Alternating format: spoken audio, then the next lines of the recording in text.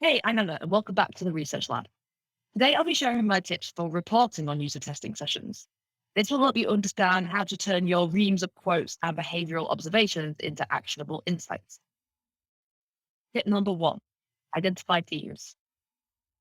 Creating themes is a really important aspect of reporting on any research method, especially when it comes to presenting to clients or stakeholders. You might have a gut feeling about the main insights that came up over and over again after watching all of your sessions. However, like anything in UX and experimentation, it's always best to avoid gut feelings. The best way to do this is to go through your spreadsheet of notes and use a tagging system.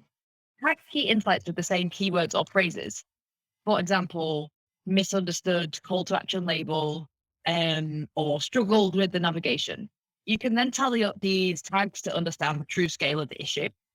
And this will give you some quad data as well to use within your report. So, for example, 8 users misunderstood the CTA label, or 7 users struggled with the navigation, which can really help to communicate the scale of the issues better rather than just saying some users or the majority of users struggled with this thing. Tip number two, think about frequency and severity.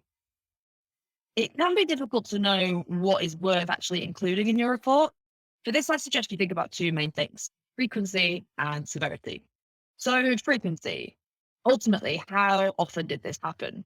You can easily answer this question if you follow my first tip. There's no set rule on how many times something has to happen to warrant it being included in your report.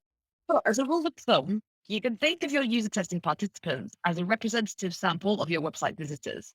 So if you conduct user testing with 20 users and something happens 8 times, this is the equivalent of that thing happening to 40% of your website visitors for real. You then need to consider the severity of the issue. What would the impact be if 40% of your website visitors were genuinely experiencing that issue? And what impact did the issue have on the users within the sessions? Did it prevent them from completing the task, or was it more of a minor inconvenience? Again, there's no set way to assess the severity of an issue. This is where you need to combine everything you see and hear within the videos to understand the impact. You can then combine these two factors to help inform the main insights for your report. Anything that was very frequent or very severe should be included and will likely become some of the high priority insights. Then weigh up frequency and severity to determine what else to include.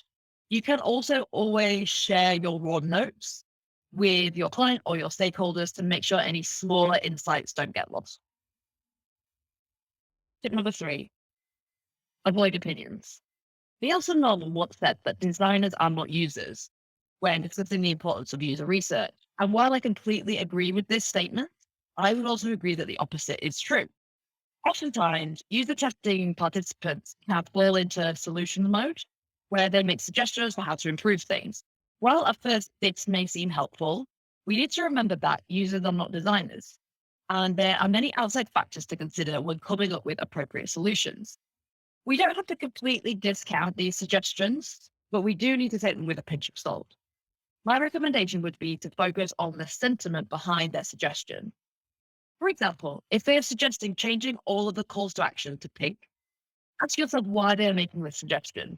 Perhaps they missed the calls to action because they don't stand out prominently enough against the current background color. Or perhaps it's actually related to CTA prominence in terms of their positioning. This is quite a crude example, but it helps to communicate the point, to focus on the problem they are identifying rather than their suggested solution within your reporting. In summary, the best way to report on and present back insights from user testing can differ depending on many factors, including your audience. However, these three tips can be used regardless of who you might be presenting to help ensure your insights are as powerful and as actionable as possible. Happy researching!